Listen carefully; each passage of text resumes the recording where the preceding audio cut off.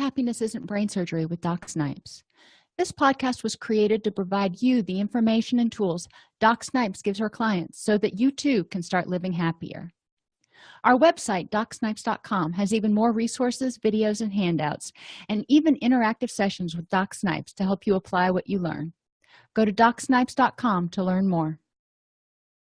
Hi, everybody, and welcome to Happiness Isn't Brain Surgery with Doc Snipes, practical tools to improve your mood and quality of life. Today, we're going to talk about 20 daily habits that you might want to consider starting. So there are a lot of things we could do, and there were way more than 20 things I could have put on this list, but we're going to hit what I kind of call the top 20, and these are habits that can make a significant improvement in your life without a significant investment of time or energy. The first one is to start the day with a mindfulness reflection. That is, when you get up in the morning, kind of check in with yourself. Go, how do I feel? What am I thinking about? What do I need today? And when I do that in the morning, I do it when I'm drinking my coffee. I'm like, all right, what do I have going on today? What do I need to get through the day? What's going to help me? Do I need to pack my lunch? Do I need an extra cup of coffee? What's going on? But that helps you kind of get focused and figure out what your baseline is for the day, because each day you get up, you've got a little bit of a different baseline. Some days you may get up and you may feel like you can conquer the world, and other days you may get up and feel like you're barely going to make it through the day. So you need to adjust your expectations and your priorities accordingly. So start your day with a mindfulness reflection so you can figure out how to best get through the day. The second one is to envision your day each morning to help you get focused. So right after that mindfulness meditation, or maybe during it, you say, what do I need to do today? And envision how your day is going to go. Kind of mentally plan it out. Now, it doesn't mean it's necessarily going to go that way, but at least you have a starting point and how you think it's going to go. That's going to help you stay focused. So when anything else kind of creeps up, you can say, no, that's not on the daily plan for today. And you won't get as distracted by superfluous things. Eat a healthy breakfast. Yeah, breakfast, it's the most important meal of the day, yada, yada, yada. A healthy breakfast starts getting your body primed and gives you the nutrients you need to feel happy, healthy, and energized. Get exercise. Use the ratio of 2 to 30. Try not to watch more than 2 hours of TV and try to get 30 minutes of physical activity a day. So you want to increase the amount you move around. If you get a fitness tracker, try to increase the number of steps that you walk by 100 every day. Increasing 100 steps is not much. So that gets you a little bit more mobile. Sit less and stand more. So at our house, we have a pass-through in the kitchen, and a lot of times I'll put my laptop on the pass-through and I'll stand there and I'll check my messages and do support tickets and stuff instead of sitting down. That encourages me to move around a little bit more, and it encourages more blood circulation. Get sunlight. Sunlight helps set your circadian rhythms. It increases the amount of vitamin C. It can reduce depression. Sunlight's great, but wear sunscreen. You don't want to be out there, especially in the middle of the day, in those really strong UVA, UVB rays. So get in the habit of putting on sunscreen every single morning before you go out, because you'd be surprised, especially if you work in a downtown area where you have to walk, quarter mile, half a mile to work, or from wherever you park, and then you walk to lunch. You may end up spending an hour to 2 hours outside every day. Or, when I was in Florida, it was amazing especially if you'd go shopping, you'd go to the grocery store, and just the amount of time in and out of the car and in and out of stores and work and things like that, it added up really quickly. So if you want to protect your skin, wear sunscreen every day. Number 7 is stretch. Yep, that's it. Stretch. A lot of times the way we sit, the way we carry ourselves, when we're sitting at the computer, we may hunch over. If you've exercised, you may get a little stiff. You may have slept wrong. There's a lot of reasons that your muscles can get imbalanced and kind of out of whack.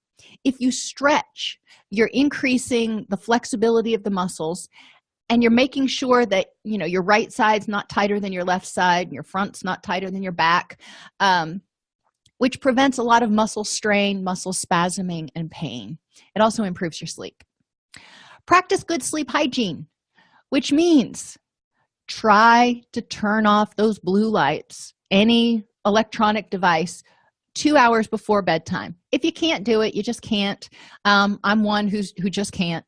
Have a blue light filter on your mobile device and on your TV if you can, which adds sort of a red hue to it, but it takes out the blue light. The blue light is what your brain recognizes as it's time to be awake. So if you knock out that blue light, then your body will start secreting melatonin and you can start getting sleepy. Other things for sleep hygiene, try to keep as much stuff besides sleep and sex out of the bedroom as you can. You don't want to bring a whole lot of stress in there. Try to keep the animals out of the bedroom. Create a sleep ritual.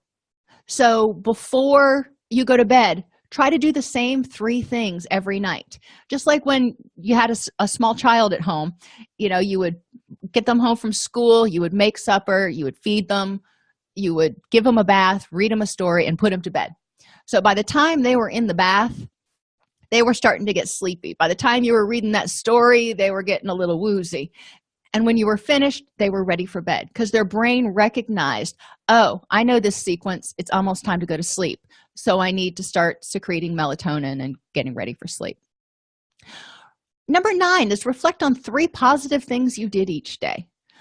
Sometimes we just take the positive stuff we do for granted, and other times we may be having a really bad day, so we're just focusing on the negative. Either way, every day focus on 3 positive things you did, because I'm sure you did do 3 positive things. Even if it was got to work on time, held the door for somebody, and I don't know what the third one could be. But there are a lot of positive things. They don't have to be earth-shattering. They can be good things. They can be random acts of kindness, anything in there that makes you feel good. Practice an attitude of gratitude. At the end of the day, it may have been a bad day, but when you start getting negative, especially, say, I'm thankful for, today was a really lousy day at the office, but I'm thankful I've got a job. I came home today and the roof was leaking, but I'm thankful I've got a house. So practice the I'm thankful for, especially if you're getting kind of a grumpy attitude. But try to take an inventory each day and remind yourself of all the things that are going pretty well. Are you having the best life that you ever imagined? Maybe not. But what things do you have going for you? What is really awesome now? Because if you keep saying, I will be happy when, I will be happy when, I will be happy when, you know what? You never end up being happy because you're living for the future. Live for the present. Be happy now. What do you have to be happy about? Number 11 is laugh at least once a day. Find something stupid on YouTube. Find, a knock-knock joke book at the library. Watch your dog run around and chase his tail. Whatever it is that does it for you. But it's important to laugh at least once a day. It releases stress. It releases endorphins. And it helps you feel better. So create a sanctuary space. You may not be able to keep your house pristinely clean or your office pristinely clean, as I say as I look around my office right now. But create a sanctuary space, a space that you can keep clean, a corner in the living room, or maybe even one room in the house that, if nothing else is going to be clean, this room is going to be clean and it's going to smell good. We have 3 dogs, so smell good is always something you got to add. Carry a water bottle around with you. A lot of times we start feeling foggy-headed and cranky and even hungry because we're dehydrated. So if you start carrying a water bottle around with you, you're going to drink more water than you would normally, which will help with all of those things. And they found that even if you don't like water, if you're carrying a water bottle, you're more likely to sip from it. If you really hate plain water, get some lemon juice and squeeze it in there. Takes the edge off, doesn't add artificial sweeteners, win-win. Number 14 is learn something new, preferably every day. It can be a new recipe. It can be a new way of gardening. It can be something in the news. You can go to one of the science channels in the news and learn something new, but try to learn something new every day. Tell somebody you appreciate them. We don't do that enough in our culture and our society anymore. So another thing that you can do to feel good and feel happy and increase the positive mojo around you is to tell people around you that you appreciate them. So every day, try to find somebody to say, you know what, I appreciate what you did, or I appreciate you. It can be your kids, it can be your spouse, it can be your boss, or it can be the cashier at the store. Let them know how much you appreciate the fact that they came to work and they checked you out efficiently or whatever. Number 16 is eat mindfully. Too often we scarf down our food, or we eat while we're doing something else and we don't even realize what we're eating. We enjoy food a lot more. We eat a lot less when we eat mindfully. So eating mindfully means paying attention to what you're eating. Pay attention to what it tastes like. Pay attention to how much you're putting on your fork instead of shoveling it in as fast as you can. Take reasonable size bites and pay attention to eating nicely, and not just kind of like slopping it in. Reach out to a friend. Again, we get too self-absorbed in this culture, and one of our greatest buffers against stress are our social supports. So every day, pick a friend, any friend, go on your Facebook, pick a friend, reach out and wave at them or say, hi, how you doing? Or, I like to go to their page and look at the recent posts they've done just to make sure that somebody in their life hasn't passed away or something.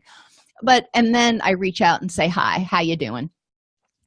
So reach out to a friend and make that connection. It doesn't have to be the same friend every day. Matter of fact, better if it's not. Dabble. Let everybody on your friends list occasionally feel your presence. Pet or snuggle an animal.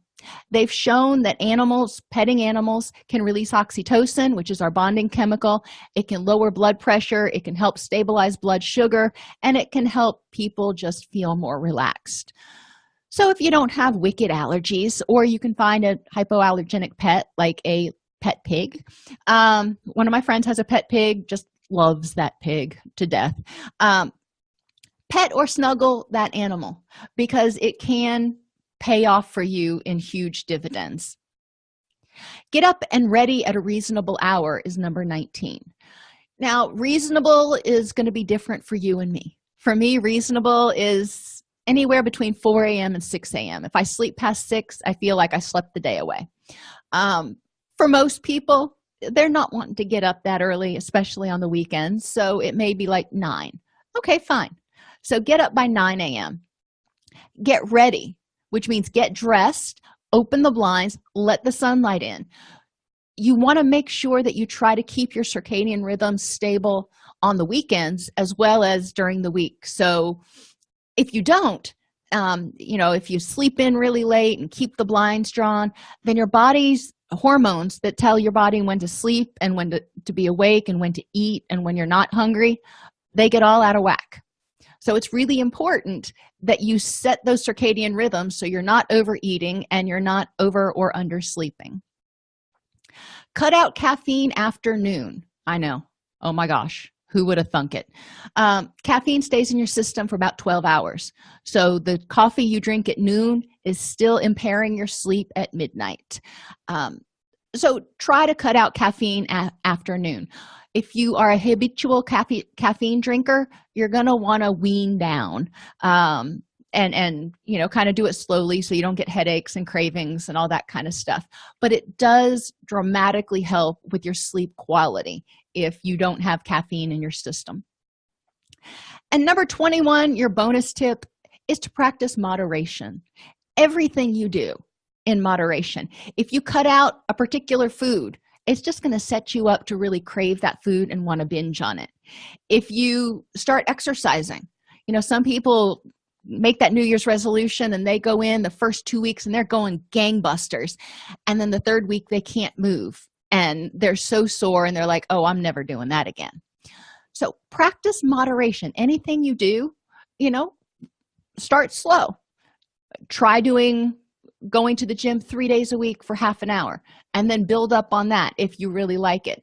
If you're going to change your eating habits, gradually taper down the caffeine or the gluten or the refined sugars instead of necessarily going cold turkey.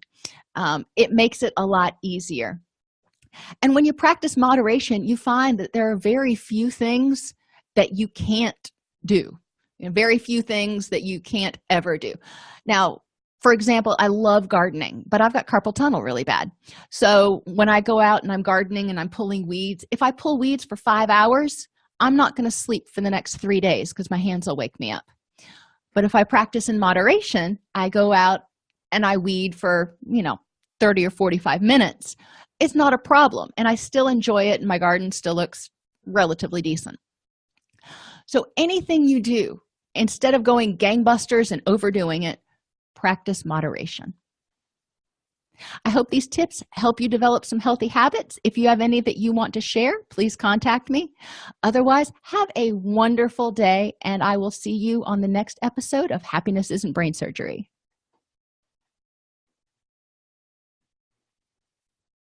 Thanks for tuning into Happiness Isn't Brain Surgery with Doc Snipes. Our mission is to make practical tools for living the happiest life affordable and accessible to everyone. We record the podcast during a Facebook Live broadcast each week. Join us free at DocSnipes.com/Facebook or subscribe to the podcast on your favorite podcast player. And remember, DocSnipes.com has even more resources, members-only videos, handouts, and workbooks to help you apply what you learn. If you like this podcast and want to support the work we are doing, for as little as $3.99 per month, you can become a supporter at DocSnipes.com/join. Again, thank you for joining us, and let us know how we can help you.